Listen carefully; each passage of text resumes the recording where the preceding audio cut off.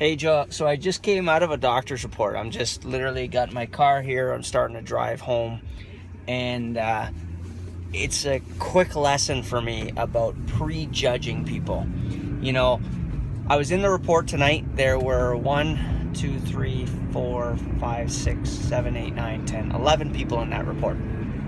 And there was a lady at the back who has a posture and facial expression about her. I think I've heard it called resting bitch face.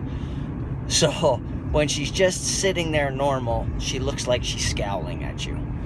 And she was on her phone the whole freaking time, right from the very beginning. And it was pissing me off. And every time I thought she wasn't paying attention, I'd ask a question and I'd say her name, and she'd answer as if she was paying full attention. But she was on the phone nonstop. And, you know, at one point I almost stopped. I did stop and I said, well, I picked you because you weren't looking at me.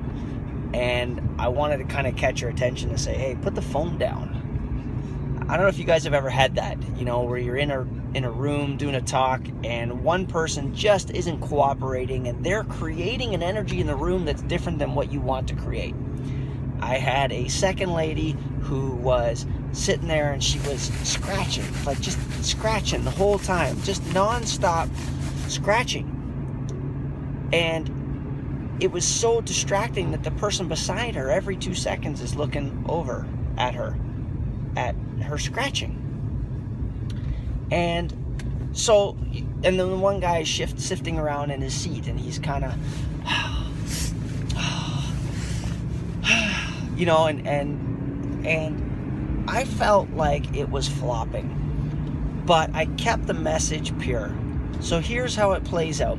The guy who can't sit in his seat, when I go to do his one-on-one, he's like, look, I couldn't even sit through that thing without being in chronic pain. The message is awesome. I'm all in. Am I 3 times a week to start? I said, yeah.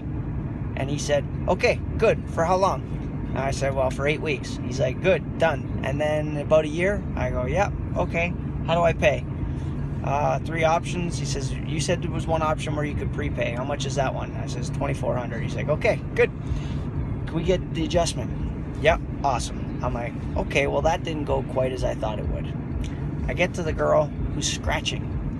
This girl has a skin condition, and she's so subluxated that her skin contracts around her whole body so that it even pulls her shoulders up and her arms into a contracted state, but it's the skin that's contracting.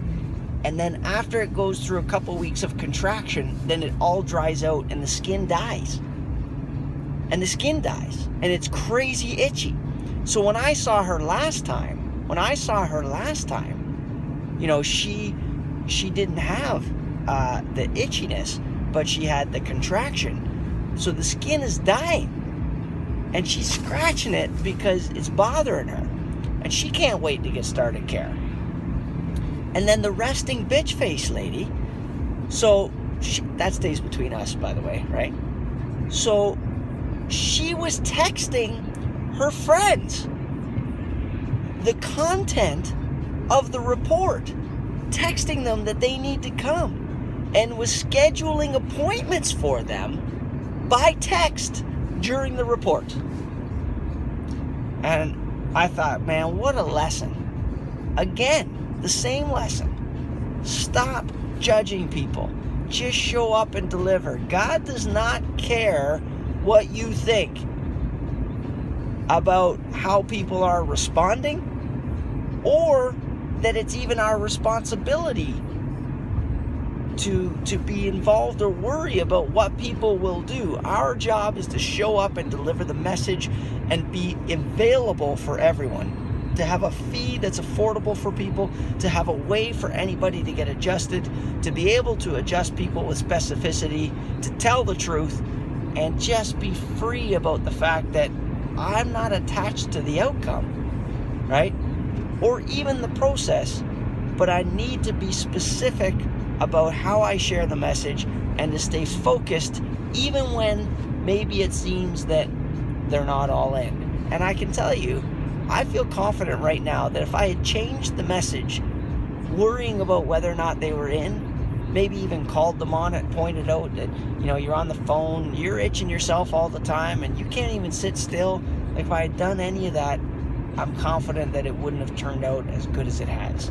So, lesson learned. I want you to think about, are there any times where things just seem to work out when in advance they look like maybe they wouldn't? And you being authentic and sticking to who you are and what you're designed to do pulls you through that. That's a good lesson for me. I love this one. All right, guys, I'll talk to you next time.